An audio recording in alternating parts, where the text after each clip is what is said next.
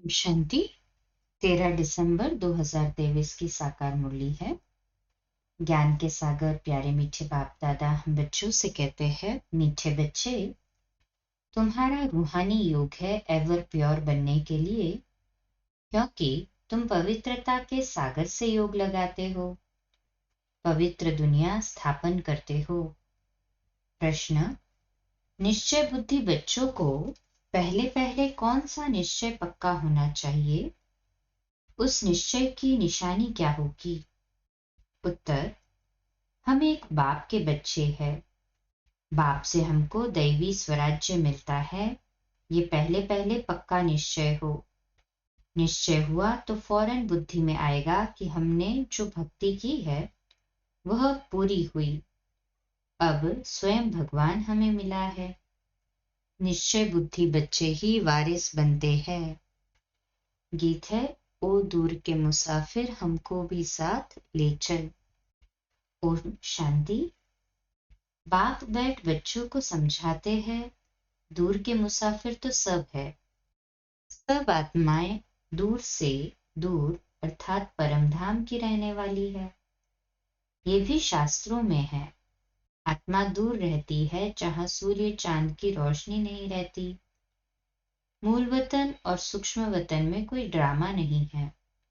Drama इस स्थूल वतन का है जिसको ही मनुष्य सृष्टि कहा जाता है।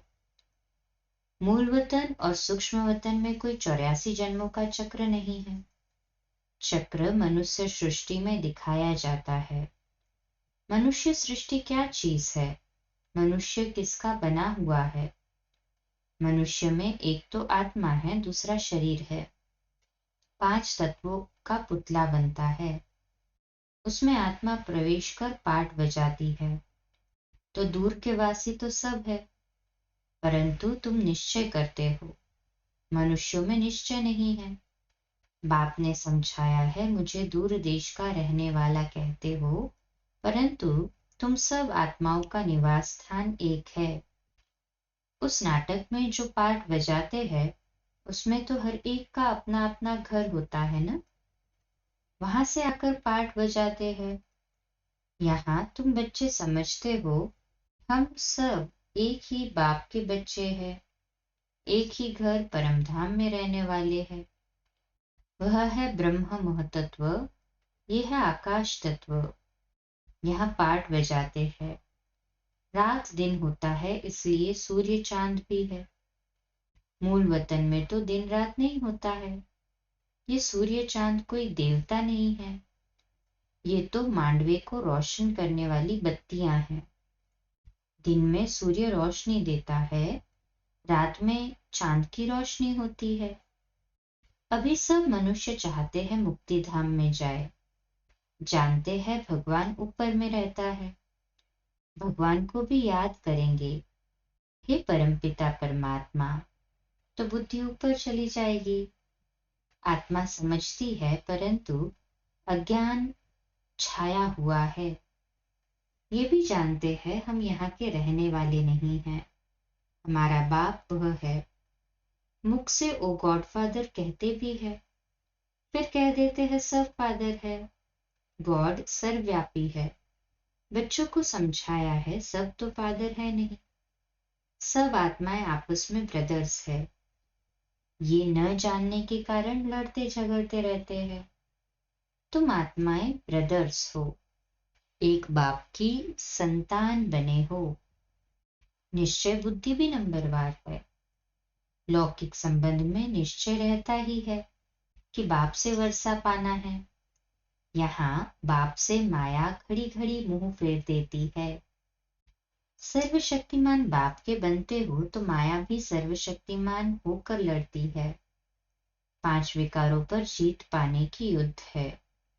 युद्ध तो मशहूर है, बाकी शास्त्रों में जो कौरव पांडव दिखाए है वह बात है नहीं।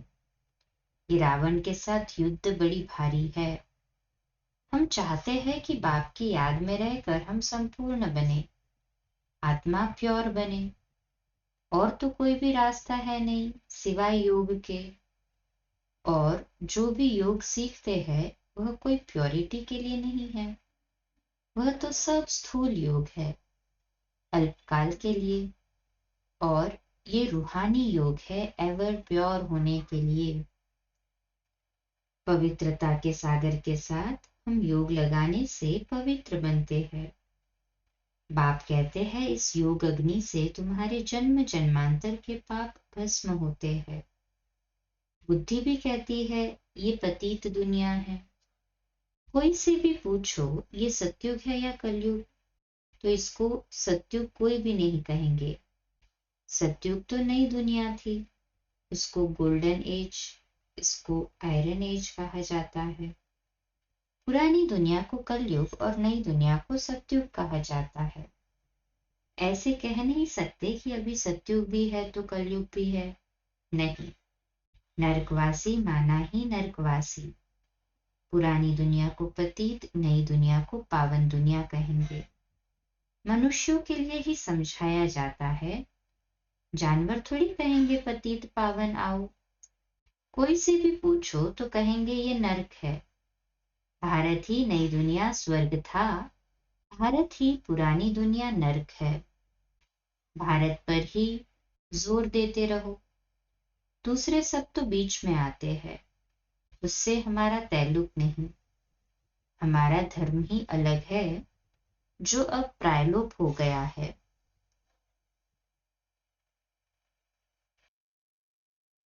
अभी अभी तुम निश्चय बुद्धि बने हो, जानते हो हम एक बाप के बच्चे हैं। बाप से हमको स्वराज्य मिलता है। पहले तो ये पक्का निश्चय चाहिए। ज्ञान सुनते हैं वह तो ठीक है, प्रजा बन जाती है, बाकी हम बेहद बाप के बच्चे हैं ये निश्चय हो जाए। समझे हमने भक्ति की है भगवान से मिलने के लिए, अभी भक्ति पूरी होती है।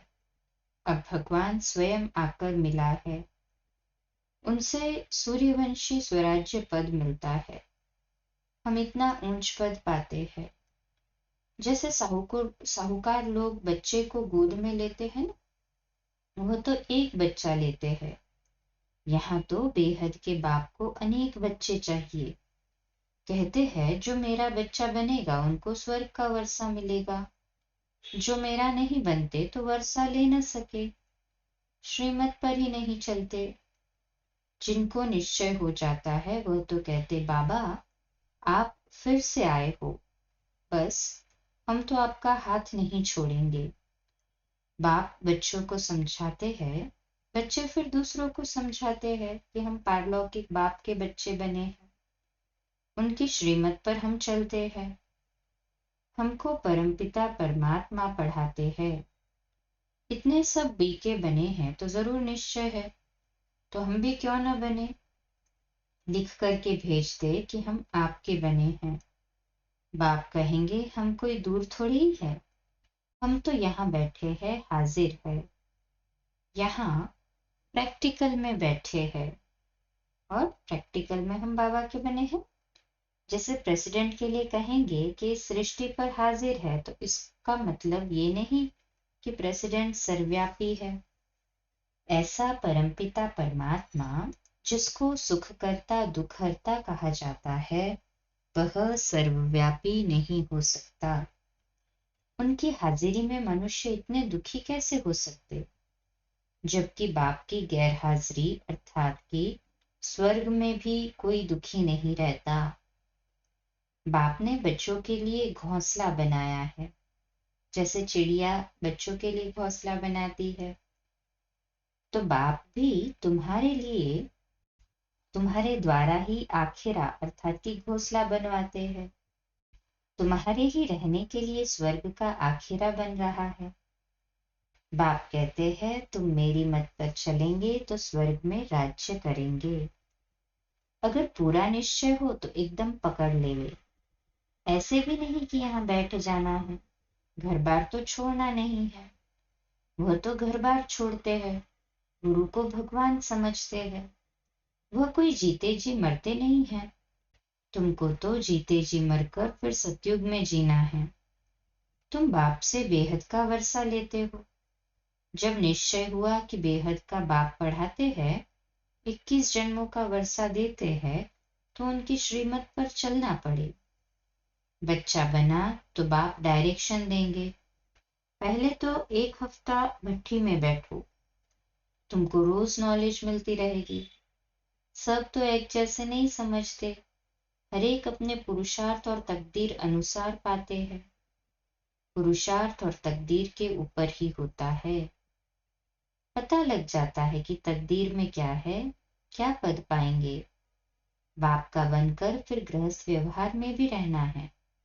अच्छा, गृहस्थ व्यवहार नहीं है तो जाकर अंधों की लाठी बनो, सत्यनारायण की कथा सुनाने जरूर जाना है।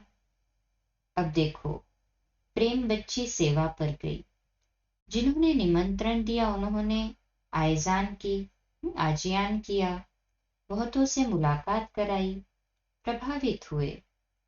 परंतु बाबा कहे, निश्चय बुद्धि एक भी नहीं है कि इन्हों को बेहद का बाप पढ़ाता है, जिससे 21 जन्मों का वर्षा मिलता है। प्रभावित होते हैं, परंतु ऐसे थोड़ी निश्चय हुआ कि बरोबर ज्ञान का सागर बाप पढ़ा रहे हैं। हाँ, सिर्फ कहेंगे बहुत अच्छा है, जैसे ही बाहर गए फिर खलास। कोई बिरला ही पुरुषार्थ करेंगे, कल आपस में सत्संग करेंगे, परंतु जो करेंगे वह भी निश्चय बुद्धि नहीं। हाफ कास्ट कहा जाता है। निश्चय और संशय, अभी कहेंगे बाप पढ़ाते हैं, अभी कहेंगे कि ये कैसे हो सकता है। हाँ, पवित्र बनना अच्छा है, परंतु पवित्रता में रहना बड़ा मुश्किल है। पहले तो निश्चय चाहिए, गदगद होकर लिखे। जैसे बांधेली गोपिकाएं पत्र लिखती है, वैसे छुटेले कभी लिखते थोड़ी है। बाबा लिख देखते हैं कि एक को भी निश्चय बुद्धि नहीं बनाया है। हाँ, हाँ, बाबा भी लिख देते हैं कि एक को भी निश्चय बुद्धि नहीं बनाया है। हाँ, साधारण प्रजा बनाई, वारिस नहीं बनाया। एक भी निश्चय बुद्धि नहीं बना है। निश्चय बुद्धि ही वारिस बनते हैं। कोई भल निश्चय बुद्धि है परंतु ज्ञान नहीं उठाते हैं, तो उसी घराने के अंदर जाकर दास दासी बनते हैं। आगे जाके एक्यूरेट साक्षात्कार होगा, पता भी पड़ेगा कि हम दास दासी कौन से नंबर में बनेंगे। फिर बहुत पछताएंगे, हम तो श्रीमत पर चले नहीं, तब तो ये हाल हुआ। फिर भी हर हालत में कहेंगे ड्रामा। इनका ड्रामा में ऐसे ही कल्प कल्पांतर का पार्ट है। साक्षात्कार होना ही है, पिछाड़ी में रिजल्ट निकलनी है। फिर कहेंगे भावी, हमारी तकदीर में ये था, तुम्हारी पढ़ाई की रिजल्ट आएगी। ये तो बड़ा भारी स्कूल है, पढ़ाने वाला एक ही है, एक ही पढ़ाई है, एक ही इम्तिहान है। टीचर जानते हैं ये स्टूडेंट कैसा है, सब गैलप करते रहते हैं। आगे चलकर बहुत कुछ पता लग जाएगा। घड़ी घड़ी तुम ध्यान में चले जाएंगे, जैसे शुरू में जाते थे। आप भी समझते रहते हो, बाप भी समझाते रहते हैं। तुम गफलत करते हो, श्रीमत पर नहीं चलते हो। ऐसे चलते चलते आदत पड़ जाती है। फिर तुम पूछो, शिव बाबा हम आपकी श्रीमत पर चलते हैं? बाबा बता देंगे तुम नहीं चलते हो, तब तुम्हारी तकदीर ऐसे दिखाई पड़ती है। समझा जाता है अभी दशा खराब है, आगे चलकर खुल भी जाए। कोई काम के हल्के नशे में गिरते हैं। भारत पावन था, श्रेष्ठाचारी था, जो अब भ्रष्टाचारी है। उन श्रेष्ठ देवताओं की महिमा तो है ना। बाप कहते हैं ये है ही आसुरी संप्रदाय, मैं आया हूं दैवी संप्रदाय स्थापन करने। ये देवी देवता धर्म है ऊंच से ऊंच। बाप ही पतित पावन है, परंतु मनुष्य कुछ भी समझते नहीं है। जो भी धर्म स्थापन करने आते हैं पवित्र जरूर बनते हैं।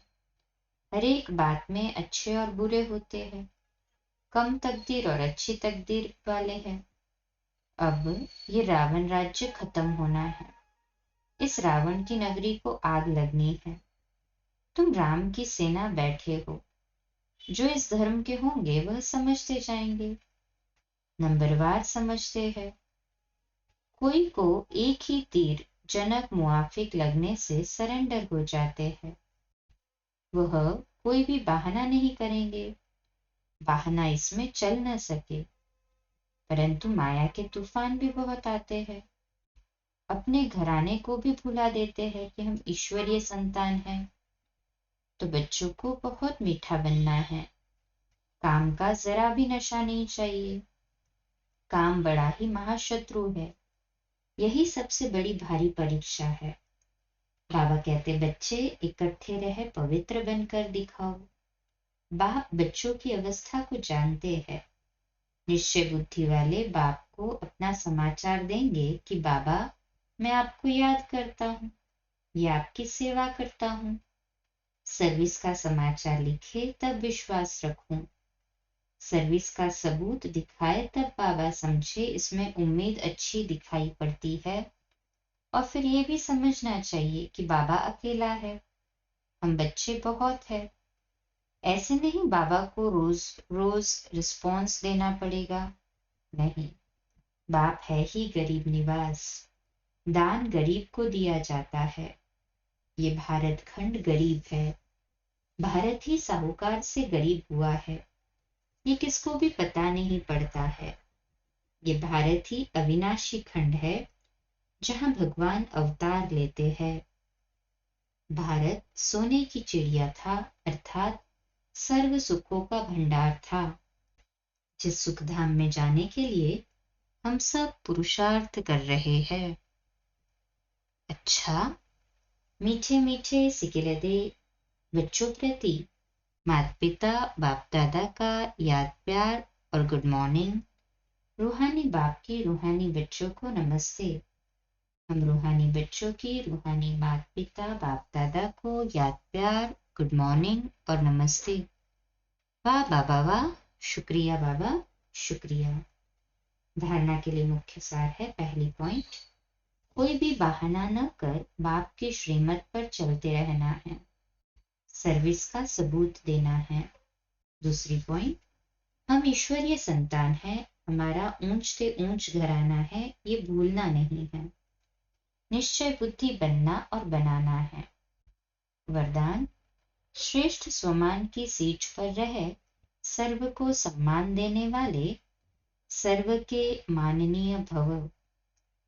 विश्लेषण, सदा अपने श्रेष्ठ स्वमान में स्थित रहकर निर्माण बन सबको सम्मान देते चलो तो ये देना ही लेना बन जाएगा। सम्मान देना अर्थात उस आत्मा को उमंग उत्साह मिलाकर आगे करना। सदा स्वमान में रहने से सर्व प्राप्तियां स्वतः हो जाएंगी। स्वमान के कारण विश्व सम्मान देगी और सर्व द्वारा श्रेष्ठ मान मिलने के पात्र माननीय बन जाएंगे। स्लोगन, जो सर्व को रिगार्ड देता है उसका रिकॉर्ड स्वतः ही ठीक हो जाता है। जो सर्व को रिगार्ड देता है उसका रिकॉर्ड स्वतः ही ठीक हो जाता है। आज का व्यक्त इशारा, जैसे बाप शरीर का लोन लेते हैं, बंधन में नहीं आते, जब चाहे आए जब चाहे चले जाए, निर्बंधन है। ऐसे आप बच्चे भी शरीर के संस्कारों के स्वभाव के बंधनों से मुक्त बनो। जब चाहे जैसे चाहे वैसे संस्कार बना लो। जैसे देह को चलाने चाहे वैसे चलाओ। जैसा स्वभाव बनाने चाहो वैसा बना लो। ऐसा नहीं कहो कि मेरा स्वभाव, मेरा संस्कार ही ऐसा है, क्या करूं। अब इससे भी मुक्त बनो। आज का स्वमान है, मैं निर्बंधन हूं। मैं निर्बंधन हूं। अच्छा, कम बोलो, धीरे बोलो, मीठा बोलो, सत्य बोलो, सोच समझकर बोलो। निमित्त भाव, निर्माण भाव, निर्मल वाणी। आज का नया दिन आप सभी को मुबारक हो, मुबारक हो, मुबारक हो। शुभ दिवस।